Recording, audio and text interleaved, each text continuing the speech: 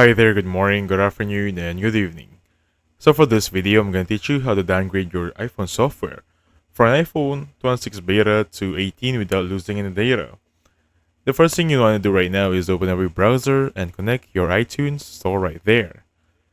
Now currently I'm using this one to connect a device. As you can see right here, I have device connected perfectly right there. So connect this one with your power cable, your lightning cable, or the works. That's depending on your preference. For now, this is going to be how it should look like. Okay?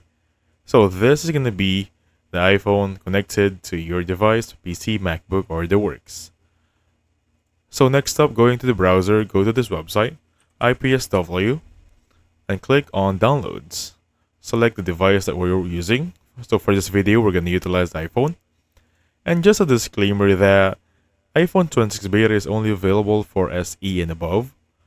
So for this one, I'm going to select 15, download 18.5 software for here.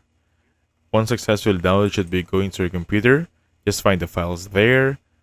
And let's just say we have successfully downloaded it. So open up your iTunes right here. Before transferring this one, make sure you click on backup. Alright? So once you click on backup right there, select the file that you want to go back to. Since we already have the file, you can really restore iPhone here to iOS on the latest version of 18.5.